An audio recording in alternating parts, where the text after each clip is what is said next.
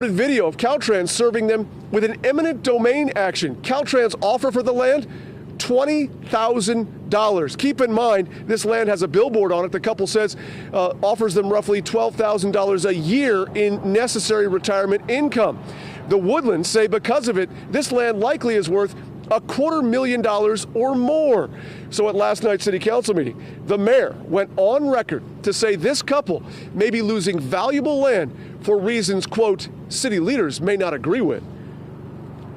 And so I think that the city and the council needs to step up and push back on Caltrans and make sure that our voices are heard, whatever that voice may be.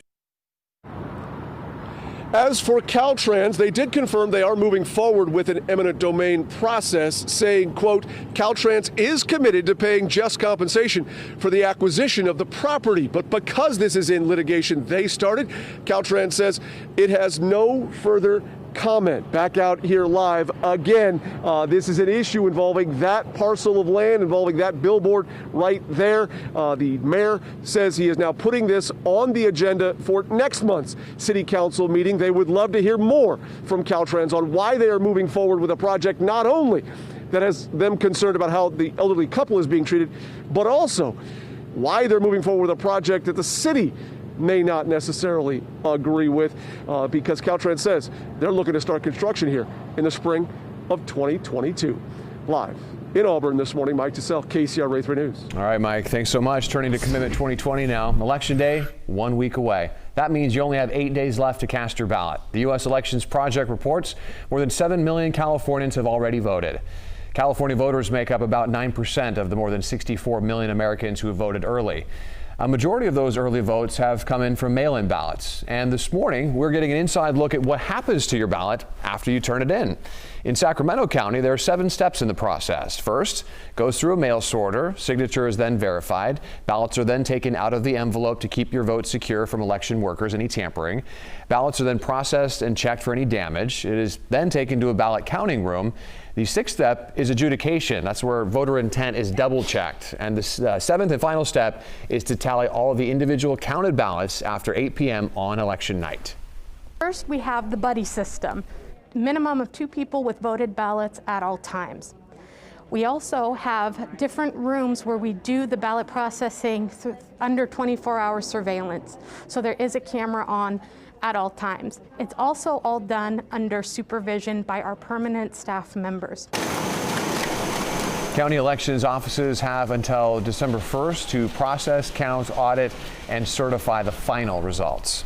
Well, this morning, Justice Amy Coney Barrett starts her lifetime term on the Supreme Court. KCRA 3's Jared Hill is live in our Washington newsroom with what's next for her and the country. Good morning, Jared. Hey, good morning, Tony. So there are a couple of things here. One, there's another ceremony that's going to be happening. This one is going to be in private, though. But on top of that, there are some both hopes and concerns from folks on either end of the ideological spectrum on what Amy Coney Barrett's term on the court will mean for them. Now, yesterday, in a swearing-in ceremony, she said that she's only going to be beholden to the Constitution. That ceremony happened at the White House in a socially distanced event. She's the first justice in modern history, actually in over 100 years, to not get support from the minority party in the Senate. Democrats here have complained about the timing, with nearly 60 million Americans having already cast their ballots. Coney Barrett is taking the bench in time for a number of cases related to the election, as well as the fate of the Affordable Care Act. And while she is expected to solidify the court's conservative majority, the new justice yesterday stressed her independence. I will do my job without any fear or favor, and that I will do so independently of both the political branches and of my own preferences. So again, talking about today, there is a private ceremony where she will be taking the judicial oath that's going to happen at the Supreme Court. Back to you. So, Jared, Barrett's confirmation has become an issue in the presidential race. There's been talk among Democrats about trying to add justices to the Supreme Court or revamping the court system. What does this all mean? Right. Yeah, that's right. So the kind of the conversation here about court packing, it's something that we've heard alluded to by some senators yesterday. A couple of House members have been a bit more explicit in terms of their desire for adding justices to the Supreme Court. But when it comes to the top of the ticket here, former Vice President Joe Biden, he's someone who said that he would like to implement a bipartisan commission if he's elected that would look into potential ways that the federal court system would be revamped, potentially including adding justices to the Supreme Court. One thing he did note yesterday during an interview is he said that he doesn't support the idea of limiting the terms for Supreme Court justice. He says that this is a lifetime job here. But at the same time, he said that there are some scholars who have talked about potentially moving justices and judges throughout the federal court system, not just having the same ones on the court the entire time. Again, though, all of this is speculative at this point and would depend on how the election goes. All right, Jared, thank you. It is 6:10 now, and speaking of the Supreme Court, it made a major decision that could impact voting in a key battleground state. The court ruled that absentee ballots in Wisconsin can only be counted if they are received by the time the polls close on Election Day. Democrats in the state were trying to extend the deadline because of the pandemic. In a 5-3 decision, the High Court rejected that. The court's ruling essentially upholds state law that's been in place. 6:10 right now. Today, the Sacramento City Council was prepared to decide on emergency actions to deal with the growing homeless crisis during this pandemic, but that action has been placed on hold as they're sorting out the key details. Now, meanwhile, downtown business owners are saying changes need to be made immediately. KCRA 3's Brian Hickey is live downtown with more on why this isn't happening today. Good morning.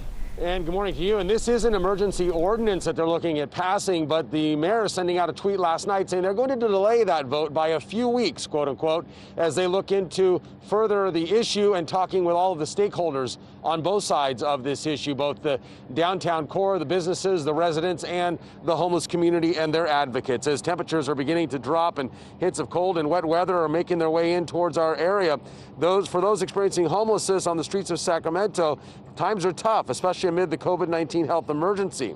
The city says on average nearly 3,000 people are living on the streets of Sacramento.